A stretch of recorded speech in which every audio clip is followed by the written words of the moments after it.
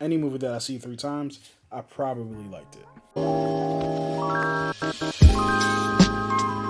Yo, welcome to the Miles Morales. Yo, welcome to the Across the Spider-Verse movie review. Finally, I can't wait to talk to you guys about this movie, but before we get into that, make sure to like the video, subscribe to the channel. I have a goal of reaching 1,000 subscribers by August 24th. Why that specific day? I don't know, it's a random date. It's my wedding anniversary, and it'll be a nice present for me. And my wife, of course, because she's like, why are you up all night? Oh, well, I'm doing the videos. I want people to, hear my thoughts about stuff. Well, I want to hear your thoughts about stuff. You don't talk to me, well, nigga, yes, I do. So, Spider-Man Across the Spider-Verse, my first general impressions before I get into the nitty-gritty of the film. This will be a spoiler reaction. I think enough time has passed for people to have seen the movie. I've seen it 3 times. My general impressions are this. It's excellent. I don't know for me if it's better than the first one, like a lot of people are saying. I do love both of these movies equally, but I'm not ready to go to loving it more than the first one, only because that first introduction to Miles actually really had an emotional impact on me. I never thought I would see Miles in that way, portrayed in such a real and authentic fashion, and I don't know, it just hit me in a certain way. So because I have an emotional attachment to the first one, although I do love this one, I'm not sure if I can rate it higher. But I will say one thing, it ain't that too far behind. So my rating for this movie is honestly 5 stars. It's honestly the best movie I've seen this year. And I really debated between this and Guardians of the Galaxy Volume 3, but I've landed squarely on Across the Spider-Verse. This movie does what every sequel should do. It gives us the characters back that we love, provides more depth for them, and introduces us to new conflicts and great new characters. So as far as sequels goes, this is exactly how you want to do it. So now that you know my general impressions about the movie, let's talk about specific characters and specific themes within the movie that I really enjoyed or just have general thoughts about. So the movie starts off with Miles a year and some change after the events of Into the Spider-Verse. He's killing it as Spider-Man. He's defeating bad guys. There are a lot of villains of the week. He hasn't really been challenged like he has by Kingpin recently, at least not that we know of so far. But the problem Miles is having right now is that he's doing it all alone. Peter has gone home, Gwen has gone to her home, which we'll get into that later. But now Miles is just kind of Spider-Maning by himself, when really he was introduced to being Spider-Man in kind of a group fashion. Even from the time that he got bit by that spider and ran into Peter Parker, who was later unfortunately killed, he's been Spider-Man with other people, so now he's Spider-Man by himself. And the big dilemma that he has, he can't tell his parents, or at least he feels that he can't tell his. So now he's truly alone because Genki's not giving him the same type of feedback that another spider person. So this loneliness, this wanting to be a part of a group again, a group of spider people, influences Miles so much so that when he wants to go off to college, he wants to go to learn how to create a way to travel the multiverse and find his friends, because you kind of get the feeling that, yo, I'm building this multiverse machine so I can go find Gwanda or Gwen. And he's scribbling in his notebook about Gwen a little much. You know what I mean? It's a little much. You know what I'm saying? Like, if Gwen, what she did, finds this book, she might be like, hey, yo, like, you know what I mean? I know that you got a crush on me and you like me and I missed you too, but there's a lot of me in this book. I mean, you got a little shades of Uncle Aaron, but I'm like, this is, I'm featured in this joint. This is the Gwen sketchbook. And, yeah. You're lucky your parents didn't find this before I showed up. So anyway, the Spot shows up, acting kind of like exactly what he was insulted by later on. A villain of the week, stealing an ATM from the store, and Spider-Man goes to stop him. And Miles says as much, calling him a villain of the week, and it kind of sets the Spot off. The Spot already had beef with Miles for things that happened in the past involving a bagel. So this already was setting the Spot off and wanting to go deal with Spider-Man. But being called a villain of the week struck a serious nerve. So they tussle, they fight. Miles is trying to get to an appointment for his future, and it just kind of goes awry. He does eventually get Spot wrapped up, but now Miles is dealing with some stuff at school where he's seen as slacking, even though man's basically has straight A's other than Spanish, which is really funny because I think I would get the same response from my mom if I was like, I'm failing English. She was like, you're failing the language that you speak? Why am I sending, like, what are you doing in the school? So That I found really funny. Let me just say this too. I love the dynamic between Miles and his parents. We'll talk about Rio and Jeff a little later and their impact on Miles' life, and how Rio's words really saved Miles in a situation that he finds himself in later on in the movie. So a little bit later on, we're going to fast forward. Gwen shows back up in Miles' universe. She's really there to spy on the spot and make sure he doesn't cause too much trouble in a multiversal sense, because I think they have the idea that he might be getting close to setting off the reactor, or setting off a new reactor that will help him travel the multiverse, and they really don't want that. But of course she dips off and sees Miles when she absolutely wasn't supposed to. Jess Drew, I guess you can call her Gwen's manager, kind of gave her orders like, yo, you better not go see that boy Miles, but you know what I mean, keep an eye on the spot. So what does Gwen do? She goes and sees her boy Miles. They have a great tender moment hanging upside down from the skyscraper where they're trying to get close, but there's things about being Spider-Man that both of them are kind of afraid of, especially Gwen, since she knows that most Gwen Stacy's in other universes end up getting the short end of the stick when it comes to living when dealing with other Spider-Man, which I actually kind of found really interesting, because the Spider-Man that most Gwen Stacy's have had issues with were all Peter Parkers. So maybe it's different because he's a Miles Morales. Who knows? Maybe that'll come into play in Beyond the Spider-Verse. Fast forwarding again. So when it's time for Gwen to leave, she gets reamed out by Jess Drew by letting the Spot escape because she wasn't keeping an eye on him. She was keeping an eye on Miles. And Miles just happened to be invisible, hearing all this go down. And when he finds out that the Spot has escaped and that Gwen is going after the Spot, he decides to go and jump in the Pearl after him. And I think half of it was to go help out with the Spot. And I honestly think the other half was Miles wants to be with his tribe. He wants to be understood. He wants to be around a bunch of people who know what it's like to be Spider-Man. And honestly, if I was in that situation, I probably would have did the same thing. There's nothing more powerful than belonging. Having people around you that know you, that love you, that want you for you, that understand your experiences, that have shared experiences with you. So I get why Miles did that.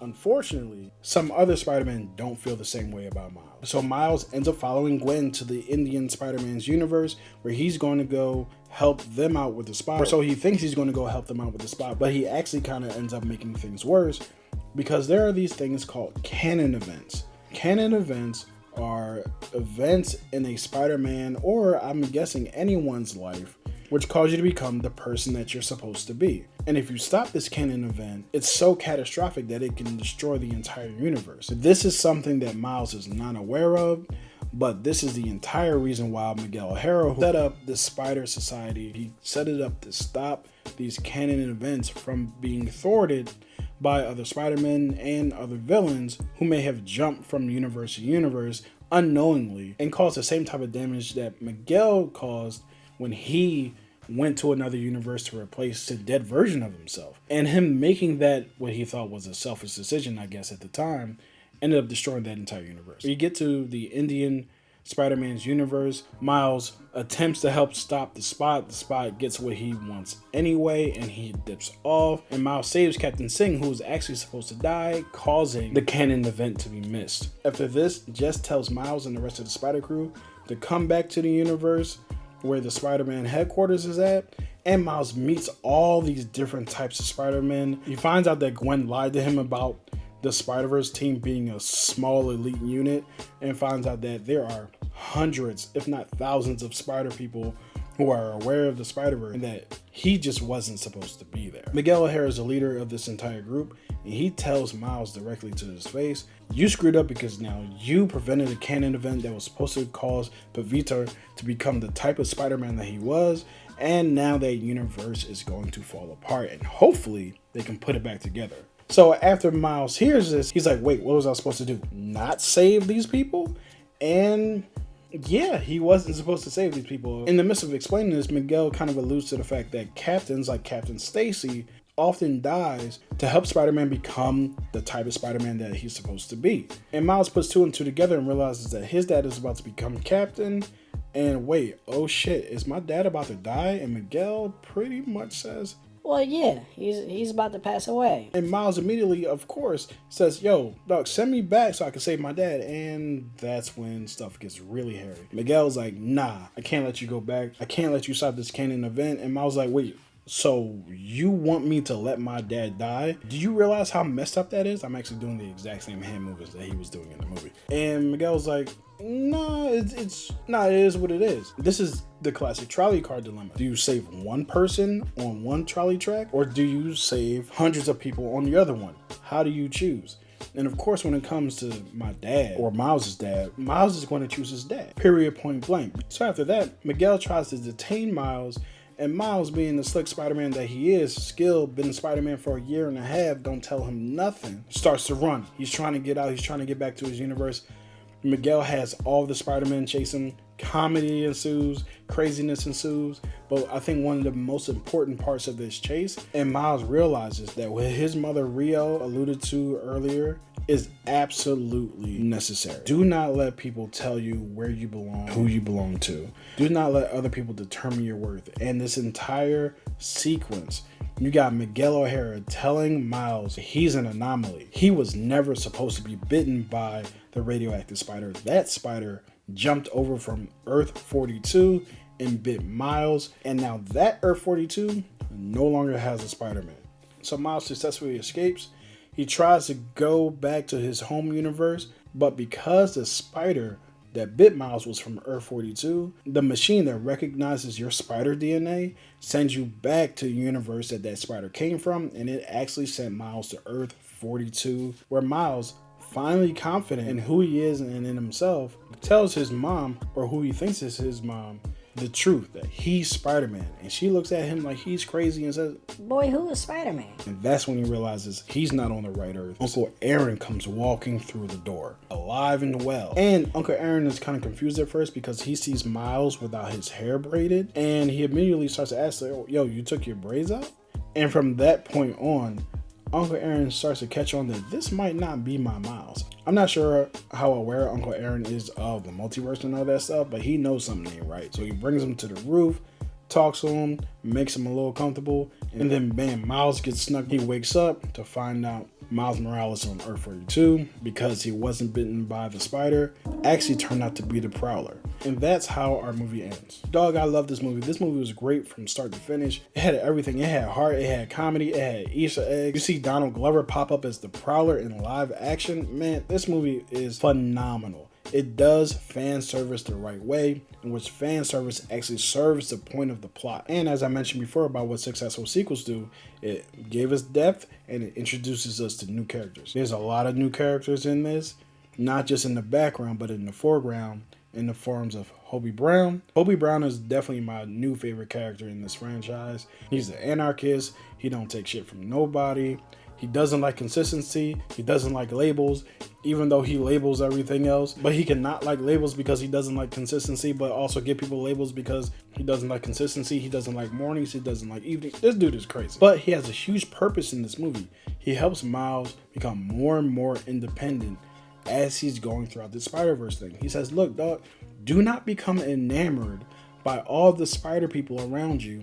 And really, I think the lesson of Hobie Brown is, no matter how much you think that you want some relationships with certain people, do not engage in these relationships so much so that you're lowering your own standards and your own wants and desires. Make sure that you're ready to fight what you believe in. Speaking of other new characters, Miguel O'Hara, great antagonist. I wouldn't necessarily even call him a villain.